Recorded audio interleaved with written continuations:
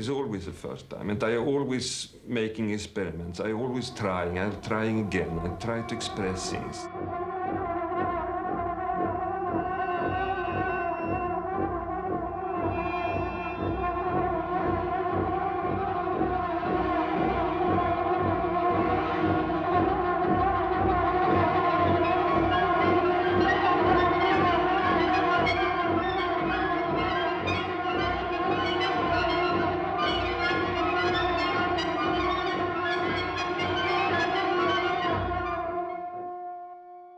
The Hour of the Wolf is one of those beautiful, gothic, scary use of words. I mean, but they're so suggestive. And that terrible hour, around 3 in the morning, when people tend to die at that hour, babies tend to be born.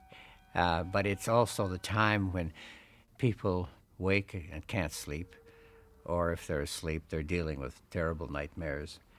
A time maybe where the subconscious goes wild on them. It's a wonderful description for this movie of a man who's prey to all the monsters that come out. The Hour of the Wolf.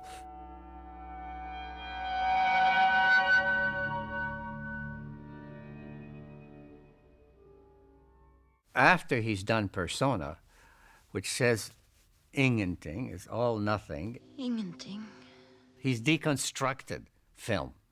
Bergman makes Hour of the Wolf, and he's still on the island of his beloved island of Faroe, and with Liv Ullmann. After Persona, Ingmar and I decided we would live together, but I had some thoughts, I don't think I can do that. And I was even pregnant with his child. And I said, you know, I don't think I can do that. I cannot leave Norway. I saw an earlier version of it called The Cannibals. I think was rather the same script. He worked at that script for 2 years, I think, or something like that, doing other things all the time also, but this script was rather difficult. I went back to Oslo and stayed there. And then suddenly came this new script in the mail, and it wasn't The Cannibals. He had rewritten it and called it The Hour of the Wolf. And it was about this still innocent woman, but now she was pregnant. And she goes through this nightmare of a story. And he said, okay, if we're not going to live together, can we do this movie together? And I went to Sweden to do Hour of the Wolf. And then, of course, he was the man I loved, and I was the woman that he loved. So that's why The Cannibal turned into The Hour of the Wolf, because he wanted me, and it became that way because doing a new film together, we knew we couldn't part.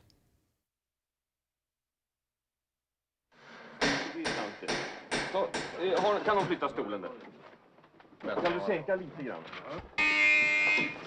The very movie begins in a striking way with overtones of a Persona. You hear the crew talking, and then you hear Bergman talking, and you hear the hammers and nails and the saws. They're building the set. So you know right away, this sounds like the crew making the movie, exposing the movie for what it is, only a movie. This is a construction. This is another story. This is another thing we're doing.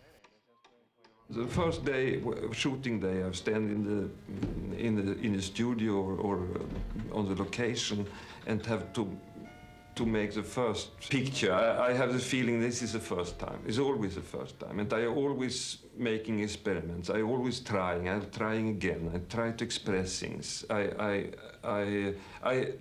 The only thing is that I've been at work now about 30 years. I have made.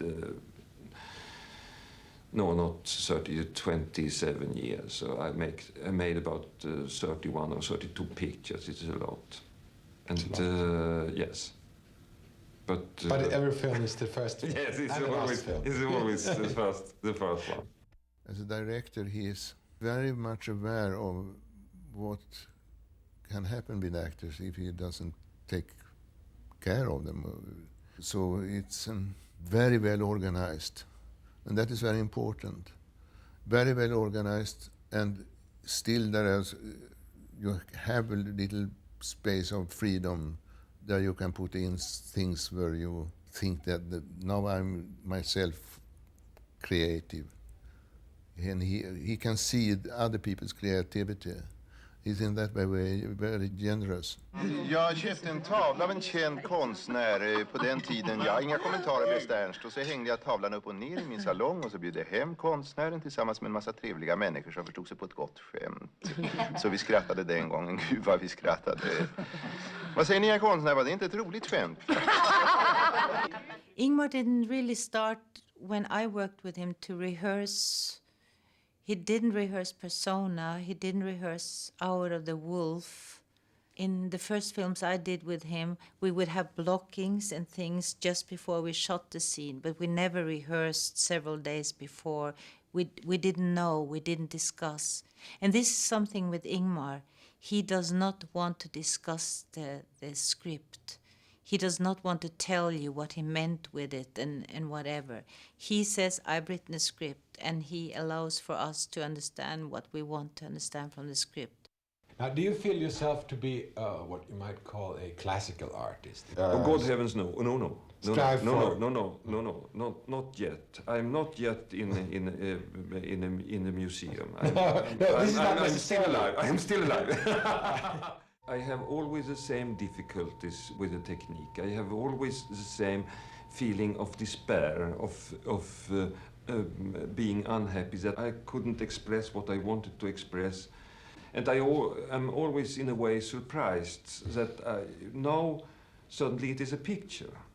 And that somebody has understood this picture, and that I come in contact and in touch with other people through these pictures. That's I feel always surprised, but I don't feel classical in any way.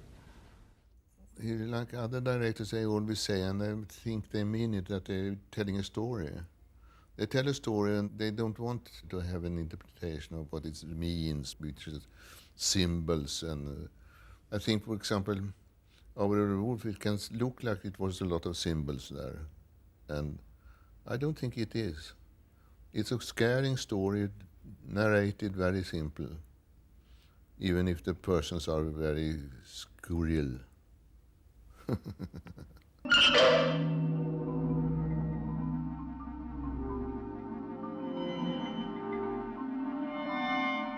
He's putting us into a genre that really he's never done before. Bergman will keep reminding us this is a horror movie, a vampire movie even. It's humorous at times, and yet it is overwhelmingly serious and scary even. And yet we know that he's playing the game every once in a while of doing the stunts and the things that makes everybody love vampire, or so many people like vampire movies or so on, but also doing what the vampire movie was doing indirectly, which made people at the same time kind of nervous and about death and the undead dead and evil and all that sort of stuff. So at that level, it's a very self-conscious movie, making the viewer self-consciously aware of what's going on and yet getting caught in it and being moved. And I know people who literally couldn't sleep after seeing that film. This is kind of where Bergman is now. It's not the way he was making movies before.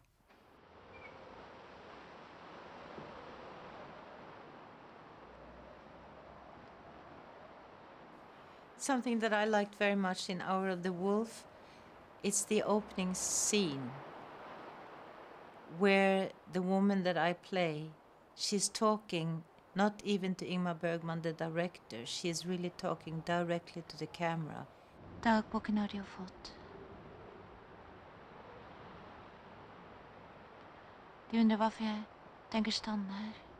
It gave me such a personal way of starting my part in this picture, and it also gave Ingmar Bergman a personal way to start his picture, because it made the audience know that it is through the eyes of this woman you are watching what is happening. And when she's affected by being with people of neurosis and demons and whatever, she starts to live their life and the good thing for her in the end is that she leaves that life completely behind her. If you are living with somebody who is mad, if you're not careful, if you are an enabler, you'll end up being mad yourself. God dag. Jaha, får jag lov att presentera min hustru Corinne? Hjärtligt välkommen. Välkommen. Min mor, grevinna von Merkens. Min bror Ernst. Gläder mig. Det gläder mig. Här är arkivarie Lindhorst.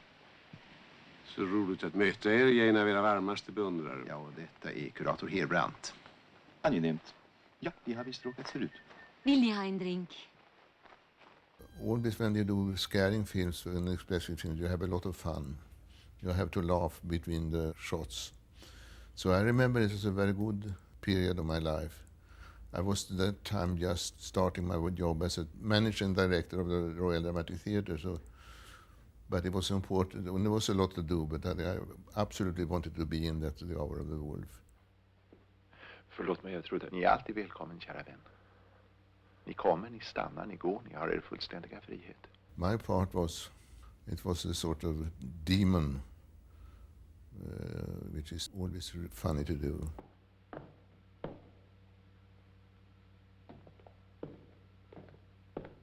Everyone who see the film says to me, how did you do? Do you walking up and down in the ceiling? Det är bara min svartsjuka. Gå i vägen, ni snäll. It was a trick.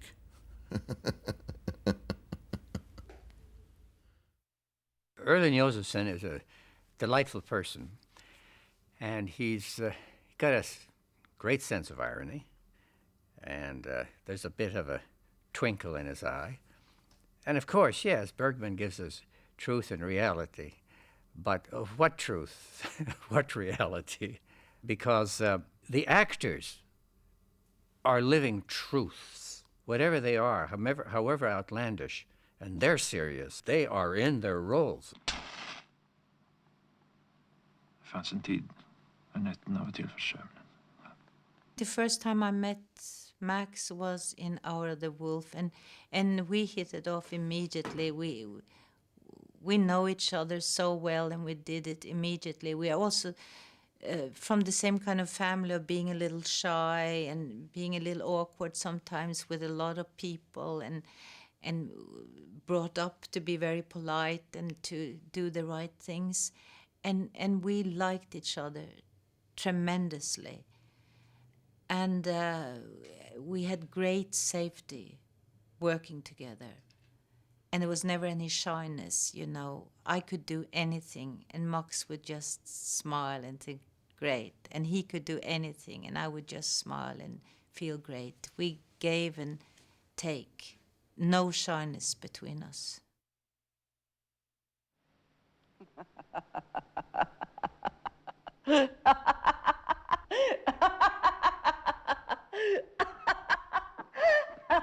There's a wonderful scene. A scene of the most horrifying humiliation that Johann, the painter, the artist, played by Max von Sydow, that he goes through. And it's when he's joined to his lover, Veronica Vogler, a name that Bergman uses often in his films, Vogler. But at a certain moment, the demons, the inhabitants of the castle, who have now turned into their monster, their real selves, or their whatever selves, and they're watching windows and so on. Nej, bry dig inte om dem. Bry dig inte om dem. Bry dig inte.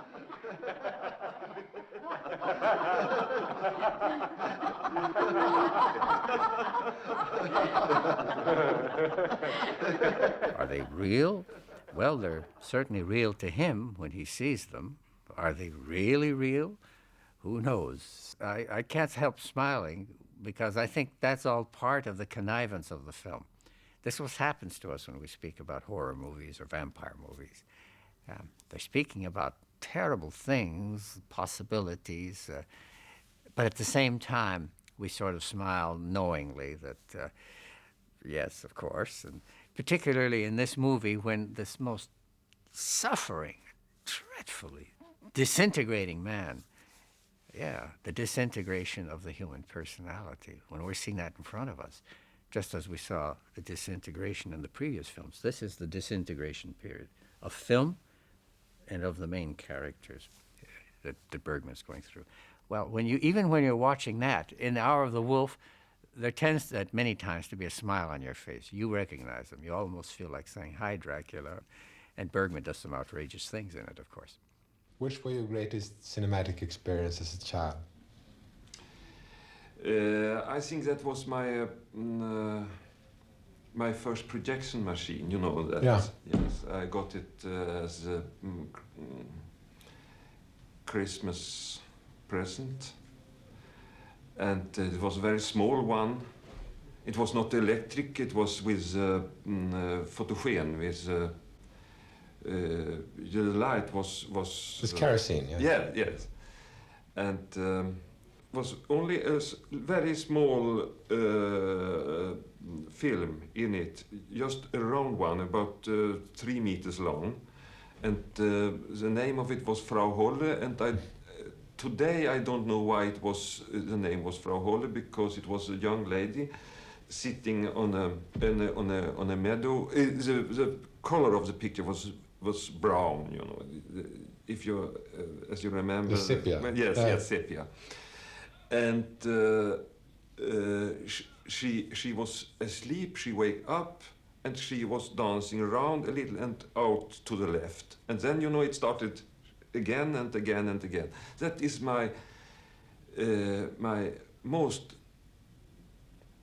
tremendous, enormous cinematic experience, because I was so fascinated. From that moment, I was so fascinated by the movement itself, if you understand what I mean. That I could make her move. If I made it slow, she moved very, very slow, and if I made this fast, she was dancing very fast and out. And even today, when I sit with an editing table, you know, with editing my pictures, I can sit and find it extremely fascinating, extremely, just the magic of the movements, the shadow on my little screen, the shadows, moving shadows on the screen is still exactly the same very childish fascination.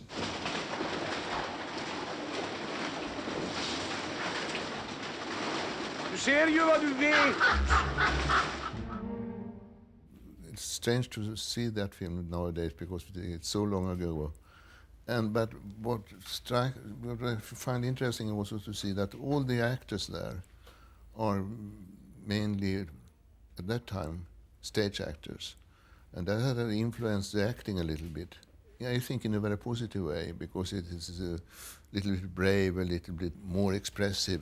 You know, there are 2 kinds of actors, or maybe 3. One is the real Stanislavski one, and where you go the whole day and you go home and you are the character, you know.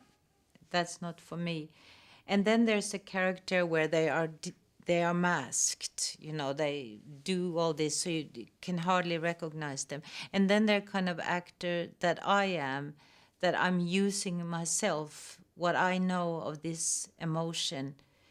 And sometimes I may not even know the emotion, but reading the script and my fantasy starts going, I start to feel the emotion or something like the emotion. And I allow it to come through my face and through my body. I allow things to happen with me, but it's always through me. It's always using leave to be the character. I must know the feeling. I cannot invent the feeling.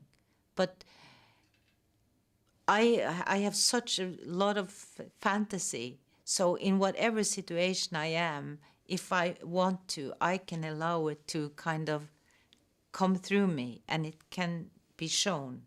And I'm not scared of the camera. On the contrary, I'm much more scared with the person, if I'm to look at the person. But if I know there is a camera, the camera just makes me calm and fine, because I know that camera, if I'm truthful enough, that camera will also observe the truth in me. I didn't like very much to make films. I think it was very funny to be in the studio, but shooting there I thought was difficult because it was so many materials and technical things, other people. And I tried to not be aware of that there was a camera on my and live in the part and so on. And suddenly I can point out the moment when I felt that the camera is an erotic thing. You have to fall in love with it. You have to persuade it. And you have to be in competition with others about close-ups. So after that moment, I found it very, very, very nice and interesting to make films. So I mixed more theater and film after that. Jeg mener at om jeg hadde elsket ham mindre og ikke brytt meg så mye om alt det der som fanns ikring ham, hadde jeg kunnet skydde ham bedre i så fall? Eller var det at jeg ikke elsket ham tilrekkelig, som gjorde at jeg ble svartsjuk? Var det derfor som de der menneskeeterne, som han kalte dem, var det derfor som det gikk så forferdelig ille for oss? Out of the Wolf was very personal for me, but I was very happy doing it because, again, maybe I didn't understand everything in the movie at that time, but neither did the person I played.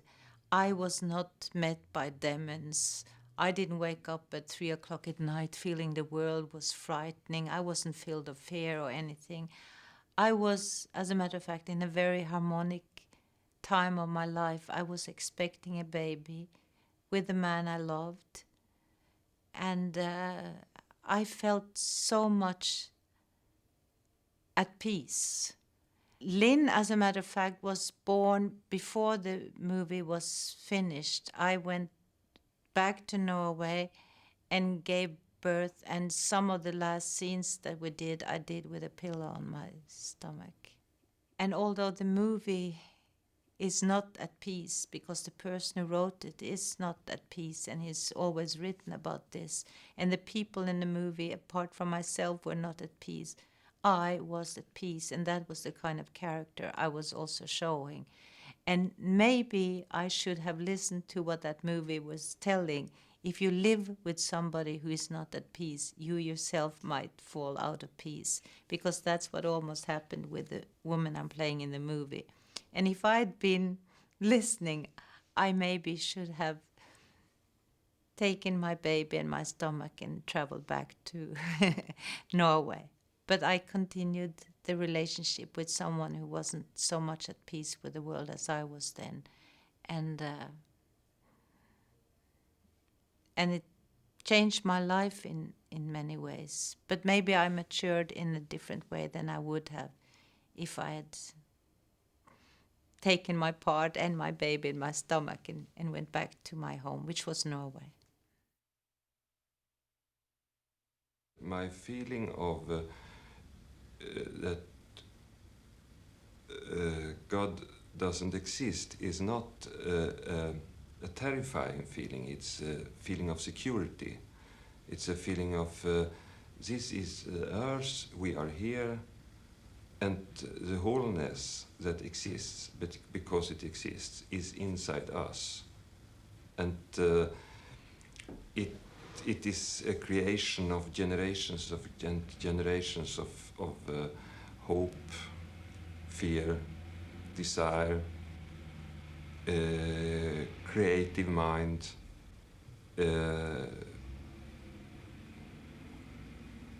prayers, and that still exists in me, and I'm very happy to have it inside me. It's one of the best parts inside me, but some sort of God outside, it's I have left it.